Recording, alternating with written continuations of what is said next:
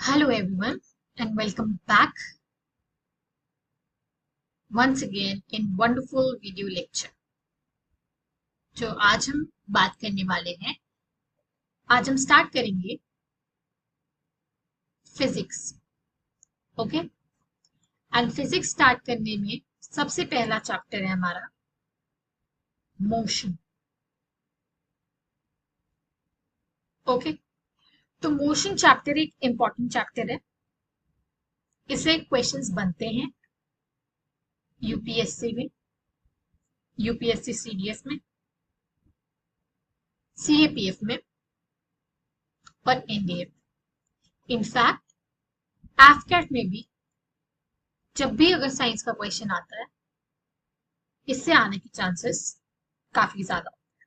Okay, दूसरी बात, ये चैप्टर कुछ कुछ इंपॉर्टेंट चीजें, एग्जांपल्स कंसिस्ट करता है। बस आपको उस पर फोकस करना है। एक बार आप फोकस कर लेंगे, you will get the clarity.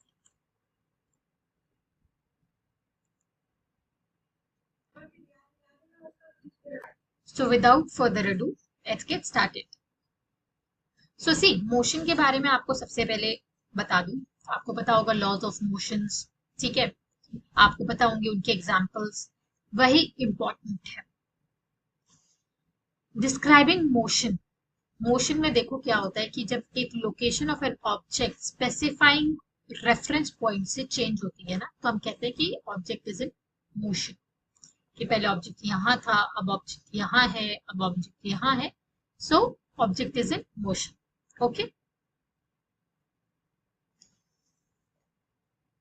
The simple type of motion is in a straight line. Straight line में जो मोशन होता है वो सबसे सिंपलेस्ट टाइप ऑफ मोशन है, जिसे motion in a straight line बोलते हैं।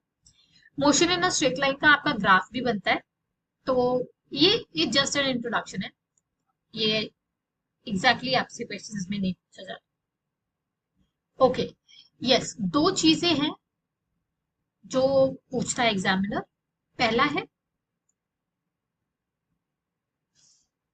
डिस्टेंस और दूसरा है डिस्प्लेसमेंट। इन दो वर्ड्स में कंफ्यूजन होती है कि डिस्टेंस क्या है, डिस्प्लेसमेंट क्या है, और इससे पूछा भी जाता है क्वेश्चन कि इन दोनों के बीच में डिफरेंस क्या है और शॉर्टेस्ट डिस्टेंस कौन सा होता है। अगर ये ऑब्जेक्ट है, सर्कुलर ट्रैक में घूमा है, इतना इतना उसका रेडियस है, इतना उसका डायमीटर है, और ये उसकी लेंथ है, और ये उसकी स्पीड है, तो आप बताइए कि इसका डिस्टेंस कितना होगा और डिस्प्लेसमेंट कितना होगा। तो ये कंफ्यूजिंग क्वेश्चन है और पीवाईक्यू भी है, तो इसीलिए मैं आपको एक्सप्लेन कर रही हूँ। देखिए, पहले तो डिस्प्लेसमेंट होता क्या है, the shortest distance measured from initial to final position of an object is known as displacement. यानी कि ये ये ये 5-6 रास्ते हैं, ठीक है। फाइनल डेस्टिनेशन मान लो यहाँ पर है कहीं, तो ये यहाँ से भी आ सकता है कोई, यहाँ से भी आ सकता है कोई, इस रास्ते से भी आ सकता है, इस रास्ते से भी आ सकता है, इस रास्ते से भी आ सकता है, इधर घूम के पता नहीं कहाँ कहाँ से भी आ सकता है, और फिर इधर जाके ऐसा लंबा सा सर्कल काट के भी आ सकता है। सो डिस्टेंस तो सबने कवर किया, इनिशियल पॉइंट से फाइनल पॉइंट तक। इनिशियल पॉइंट से फाइनल पॉइंट तक, बट शॉर्टेस्ट डिस्टेंस कौन सा था? तो शॉर्टेस्ट था ये, इसको क्या बोलेंगे? डिस्प्लेसमेंट बोलेंगे, ठीक है, इसको डिस्प्लेसमेंट बोलते हैं। अब डिस्प्लेसमेंट और डिस्टेंस में डिफरेंस आपको समझ में आ गया होगा। Displacement are used to describe the overall motion, की ओवरऑल मोशन एक्चुअली ऑब्जेक्ट का क्या होगा। अब देखो, अल्टीमेटली ऑब्जेक्ट यहां से उठ के यहीं पे तो आया है, चाहे फिर वो इतना लंबा सर्कल काट के आया हो, चाहे फिर वो इतना लंबा सर्कल काट के आया हो। जैसे फॉर एग्जाम्पल आप मॉर्निंग वॉक पे जाते हैं, मॉर्निंग वॉक पे आपका ये घर होता है, और घर से आप पूरा सा कम से कम 5-6 किलोमीटर दौड़ दौड़ के आते हो, वापस कहाँ आते हो? घर पे ही आते हो। तो आपका डिस्प्लेसमेंट कितना होगा? और मान लो ये डिस्टेंस आपने कवर किया 5 किलोमीटर, तो डिस्टेंस कितना होगा? तो इस केस में आपका फाइनल पॉइंट और इनिशियल पॉइंट सेम था, तो क्या कोई चेंज हुआ? आप जहां थे वहीं पे हो, कोई चेंज ऑफ पोजीशन नहीं है। तो डिस्प्लेसमेंट इस केस में आपका हो जाएगा 0।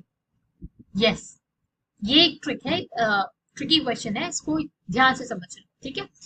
डिस्टेंस क्या होगा, डिस्टेंस चाहे आप वापस आए हो पर आपने कवर तो किया ना 5 किलोमीटर, 5 किलोमीटर का रन आपने किया, तो आपका डिस्टेंस कवर्ड हो जाएगा 5 किलोमीटर। तो ये इस दोनों के बीच में एक डिफरेंस है कि आपका एक्चुअल डिस्प्लेसमेंट कितना हुआ, मतलब चेंज ऑफ पोजीशन आपकी बेसिकली क्या हुई, आप पहले कहाँ थे और अब आप कहाँ हो, और उसके बीच में कितना गैप है, उसको डिस्प्लेसमेंट। इसके एग्जाम्पल आगे आएंगे तो मैं आपको बताऊँ, ठीक है। ओके, ये आई गेस स्पीड निकालने का फॉर्मूला है कि डिस्टेंस अपॉन में टाइम। मैं आपको एक फॉर्मूला बताती हूँ, distance is equal to speed upon में टाइम। ये जो है ना, ये एक यूनिवर्सल फॉर्मूला है, बहुत इंपॉर्टेंट है। आप इसी को रीअरेंज करोगे आपको तीन चीजें मिल जाएंगी। टाइम का फॉर्मूला, ये इधर गया ये इधर आया, तो time is equal to distance upon में स्पीड, या फिर स्पीड अपॉन में डिस्टेंस, जो भी, ऐसे भी हो सकता है ऐसे भी हो सकता है। ये यहां जाएगा तो ये यहां आएगा, स्पीड में डिस्टेंस और डिस्टेंस में स्पीड, ठीक है। एक मिनट, मैंने कुछ गलत बताया क्या? सॉरी सॉरी सॉरी सॉरी, तभी मैं, नहीं नहीं, एक चीज गलत हो गई, हाँ, distance is equal to speed into time, sorry, speed into time, और speed is equal to distance upon में टाइम। तो ये फॉर्मूला होता है, तो जब ये यहाँ जाता है तो टाइम का फॉर्मूला हो जाता है डिस्टेंस अपॉन में स्पीड। इस फॉर्मूले को याद रखना है, इससे आप टाइम का भी बना सकते हो, स्पीड का भी बना सकते हो। तो ये है, वो स्टार्टिंग वाले में थोड़ा कंफ्यूज हो, ओके। तो ये फॉर्मूला है और इस बेस पे आपको क्वेश्चंस मिलते हैं कि आपका डिस्टेंस टोटल कितना हुआ, स्पीड टोटल कितनी हुई, टाइम कितना हुआ।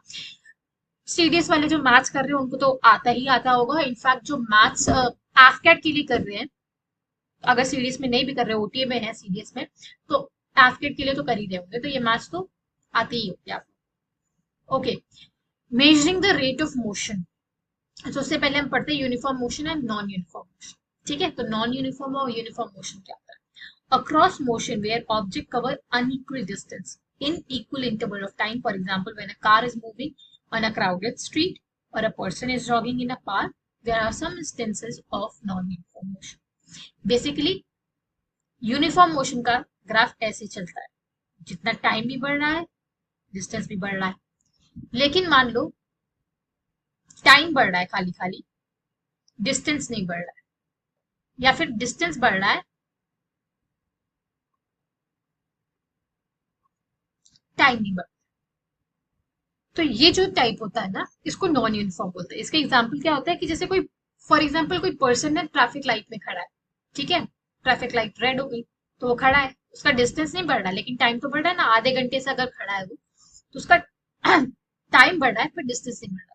इसको बोलते हैं non uniform motion. Uniform motion में क्या होता है, अगर टाइम बढ़ रहा है तो डिस्टेंस भी बढ़ेगा, ठीक है। ओके, नाउ मूविंग अहेड, ये इसके बारे में था। नाउ ये ऐसा यूनिट स्पीड की क्या है, मीटर पर सेकंड, इंपॉर्टेंट है, याद रखना। एवरेज स्पीड निकालने के लिए बहुत आता है, इस फॉर्मूले को याद रखो, इसके न्यूमेरिकल्स भी देखेंगे अब अभी। The average speed of an object is obtained by dividing the total distance travelled by total time. तो एवरेज स्पीड कैसे आती है कि टोटल डिस्टेंस कितना है, टोटल टाइम कितना है। जैसे आपने वो मैथ्स में किया होगा कि एक लड़का पहले भागता है, भाग के सपोज 1 किलोमीटर ट्रैवल करता है, देन फिर वो 2 किलोमीटर जाता है बाइसाइकिल से, फिर वो कम से कम 60 किलोमीटर जाता है ट्रेन से, और इतने इतने टाइम में जाता है। तो वो अल्टीमेटली पूछते हैं कि इसकी एवरेज स्पीड क्या है, तो उसका टोटल डिस्टेंस जितना है, टोटल टाइम जितना है, उस हिसाब से हम निकालते हैं, okay. So this one is important. An object travels 16 meter in 4 seconds and then 16 meter in 2 seconds. What is the average speed? Average speed कैसे निकालेंगे, टोटल डिस्टेंस, पहले 16 मीटर प्लस 16 मीटर 32, तो 32 क्या हो गया टोटल, ये केस 1 की speed थी, ये केस 2 की स्पीड थी, टोटल कितनी आई 32 मीटर। अब टोटल टाइम, पहली टाइम में उन्होंने 4 सेकेंड लिया प्लस दूसरे टाइम में उन्होंने 2 सेकेंड्स लिए यानी 6 सेकेंड्स, तो टोटल 32/6, 6 3 जा 1 जा 6 जा, ये कटेगा नहीं, फ्रैक्शन में आएगा। हाँ, फ्रैक्शन में 5.33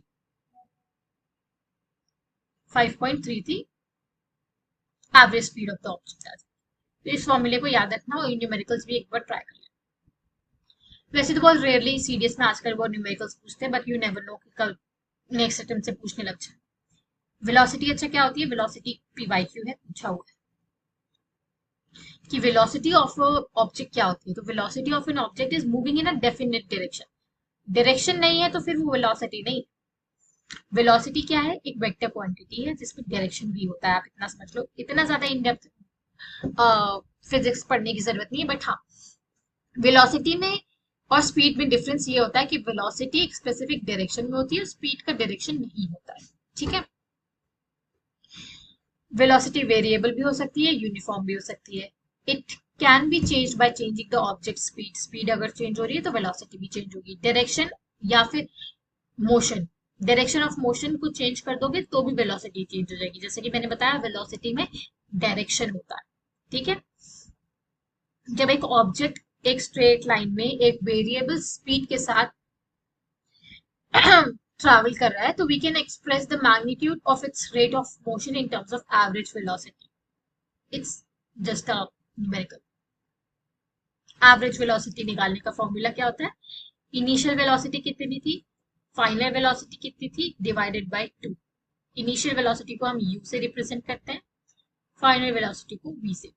कभी कभी ये पूछा जाता है न्यूमेरिकल्स में, हालांकि सीरियस में वो आते नहीं है, बट स्टिल मैं आपको बता देती हूँ कि एक जो कार है वो फ्रॉम रेस्ट यानी खड़ी थी, खाली स्टार्ट नहीं थी, रेस्ट से स्टार्ट हुई और उसने सपोज 20 मीटर पर सेकेंड की वेलोसिटी अटेन कर। तब रेस्ट का मतलब क्या हो, रेस्ट का मतलब वो चालू नहीं थी, वो खड़ी थी खाली, तो खड़ी रहने में उसकी वेलोसिटी क्या हो, 0। तो उसकी इनिशियल वेलोसिटी हो जाएगी 0 और फाइनल वेलोसिटी कितनी हुई 20। तो वेलोसिटी एवरेज या फिर जो फॉर्मूले में वेलोसिटी डाल के पता करते हैं, तो एवरेज वेलोसिटी ये हो जाएगी -10। ओके, तो ये बस ध्यान में रखना। ओके, -10 इसलिए बिकॉज उसमें डायरेक्शन होता है, बट सीरियस में इतना इस लेवल के क्वेश्चंस नहीं आते। Okay, this is PYQ। The sound of thunder takes some time to reach you after you see the lightning। मतलब बिजली कड़कते वक्त आपको बिजली पहले दिखती है, आवाज बाद में आती है। क्यों, क्योंकि speed of light is greater than speed of sound many times, इसलिए। Okay, distinguish between speed and velocity मैंने बता दिया था, वेलोसिटी में डायरेक्शन होता है। Okay, magnitude of average velocity of an object is equal to the average speed, ये correct है। Okay, this is the average speed का न्यूमेरिकल्स, प्लीज इसको एक बार चेक कर लेना, it is important. Okay, so rate of change of velocity को हम क्या बोलते हैं, एक्सेलरेशन। इस बस लाइन को याद रखना, क्या rate of change of velocity is acceleration, ठीक है। बस इतना ही, ज्यादा इन डेप्थ में आपको नहीं बताऊंगी बिकॉज ये फॉर्मूला है, क्योंकि सीडीएस में इतना इन डेप्थ फिजिक्स आती नहीं है, एनडीए में जरूर आती है, एनडीए वाले को फिर पता ही होगी। Okay, moving ahead, velocity increases or decreases by equal number of time then the acceleration of yes, ये इंपॉर्टेंट है कि जब वेलोसिटी इंक्रीज या decrease equal interval of time पे हो रही है, यानी चेंज नहीं हो रहा उसका rate of change, rate of change अगर उसका चेंज नहीं हो रहा तो एक्सेलरेशन कितनी होगी, 0। ये इंपॉर्टेंट लाइन है, इसको ध्यान से याद रखना। Okay, on the other hand On the other hand, an object can travel with non-uniform acceleration if its velocity change, basically अगर rate of change of velocity है तो acceleration होगी, और अगर rate of change of velocity नहीं है तो acceleration 0 रहेगी. ठीक है. ओके, तो acceleration पे एक क्वेश्चन आता है, इस चीज को ध्यान में रखना कि acceleration क्या है, इस चीज को पढ़ना इट्स इंपॉर्टेंट. ये PYQ भी है. ठीक है, तो it's important. Okay, moving ahead, line graphs show dependence on physical quantity such as distance, velocity or another quantity such as time. इस लाइन को आप याद रख सकते हो, इट्स इम्पॉर्टेंट. ओके, तो अभी इसमें अच्छी खासी लेवल ऑफ फिजिक्स है, इतनी डेप्थ में फिजिक्स नहीं पूछी जाती है, बस कुछ कुछ चीजें पूछी जाती है जो मैं आपको बताती हूँ. डिस्टेंस टाइम ग्राफ कैसा होता है ये इंपॉर्टेंट है, ये PYQ है. वो बस पूछता है कि डिस्टेंस टाइम ग्राफ कैसे बनता है, स्ट्रेट लाइन होती है कि नहीं, तो क्या होता है, स्ट्रेट लाइन होती है डिस्टेंस टाइम ग्राफ का. When an object travels equal distance in equal interval of time it moves with a uniform speed. इसी का ये ग्राफ है डिस्टेंस टाइम ग्राफ. ओके, तो अभी पूछ सकता है, कभी कभी ये क्वेश्चन आया हुआ है PYQ में कि डिस्टेंस टाइम ग्राफ क्या देता है. तो आप बोलोगे डिस्टेंस देता है, टाइम देता है. नहीं, डिस्टेंस अपॉन में टाइम क्या होता है, speed. It actually gives the speed. ठीक है. Okay, velocity is represented the y axis if object moves at uniform velocity. The height of velocity time graph is not change. It will be a straight line parallel to the x. Important है, पढ़ सकते हो, but ये आपसे पूछेगा नहीं. CDS में इतना इन डेप्थ फिजिक्स नहीं पूछती, बट एनडीए वालों सारे ग्राफ याद रखने आपने. ओके, और क्या इंपॉर्टेंट है मैं देखती हूँ. For uniformly accelerated motion the velocity time graph is straight line. This is important. सारे ग्राफ क्या डिपिक्ट कर रहे हैं और क्या लाइन बना रहे हैं, स्ट्रेट लाइन बना रहे हैं, कर्व बना रहे हैं, क्या बना रहे हैं, इंपॉर्टेंट है. ओके, और ये PYQ भी है. सिर्फ ये पूछा है कि uniform accelerated motion velocity digraph का ग्राफ कैसा होता है, तो स्ट्रेट लाइन होता है. ओके, मूविंग अहेड, आगे बात करते हैं. These are the laws of motions. ये नहीं पूछता है सीरियस में, एग्जाम्पल्स पूछते हैं लॉज ऑफ मोशन के. कि फर्स्ट लॉज ऑफ, वो मैं देख रही हूँ कि दिस इज व्हाट, एक्सेलरेशन का फॉर्मूला याद रखना. वो एग्जाम्पल्स कहाँ हैं जिस एग्जाम्पल से पूछे जाते हैं. यूनिफॉर्म सर्कुलर मोशन, या दिस इज इंपॉर्टेंट, ये एक बार पूछा हुआ है,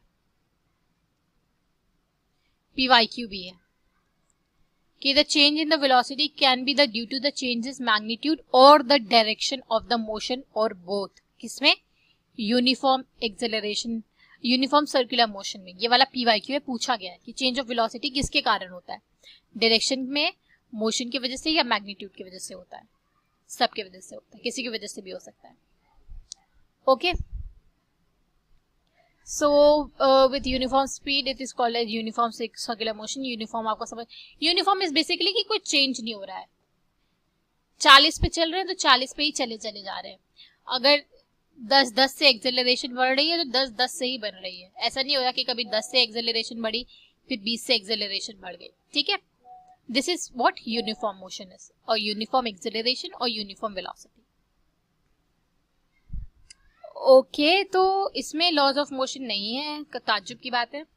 आई थिंक वो किसी और में होगा, बट मोशन चैप्टर जो ये 9th स्टैंडर्ड की है, इसमें बस इतना ही है. इसमें ज्यादा कुछ इंपॉर्टेंट नहीं है, बस आपने ग्राफ देखने हैं, ये 1-2 फॉर्मूला जो न्यूमेरिकल मैंने बताया वो देखने हैं. ये इंपॉर्टेंट नहीं है, इतनी डेप्थ में पढ़ने की जरूरत नहीं है. ठीक है. मोशन में अगर आप लॉज ऑफ मोशन पढ़ेंगे जिस भी वो चैप्टर में, वो हमको मिलेगा, मिलना चाहिए, अभी कुछ जल्दी मिलेगा हमको. I think laws of motion करके अलग चैप्टर है. Yes, right. तो उस चैप्टर में है, उसके एग्जाम्पल्स बहुत इंपॉर्टेंट है कि first law of motion Newton का, उसका एग्जाम्पल क्या है. जैसे ये एग्जाम्पल मैंने बताया था ना, आपका क्या बताया था मैंने, change of uniform and non uniform motion. ये example of uniform and non uniform motion PYQ है, पूछा हुआ है कि अच्छा कुछ भी दे दिया उन्होंने, बोला कि साइकिल खड़ी है ट्रैफिक में, तो ये यूनिफॉर्म मोशन का एग्जाम्पल है कि नॉन यूनिफॉर्म मोशन का एग्जाम्पल है। Measuring the rate of motion, ये वाला एग्जाम्पल याद रखना, इट्स इंपॉर्टेंट। इसमें बस यही चीजें इंपॉर्टेंट है, ये डिस्टेंस, स्पीड और टाइम का ये जो न्यूमेरिकल होता है एक दो, ये important. And distance and displacement, इसमें सबसे ज्यादा इंपॉर्टेंट क्या है, डिस्टेंस एंड डिस्प्लेसमेंट, कि डिस्प्लेसमेंट कितना हुआ, डिस्टेंस कितना कवर हुआ, ये वेरी वेरी वेरी इंपॉर्टेंट। इससे आता मैक्सिमम टाइम डिस्टेंस और डिस्प्लेसमेंट पे, उसके बाद फिर वो वेलोसिटी और एक्सेलरेशन पे जाते हैं। तो इस चैप्टर में इतना ही है, ज्यादा इस चैप्टर में डेप्थ है नहीं, तो जो इंपॉर्टेंट चीजें हैं बस वही पढ़ना, ज्यादा इसमें पढ़ने की जरूरत नहीं।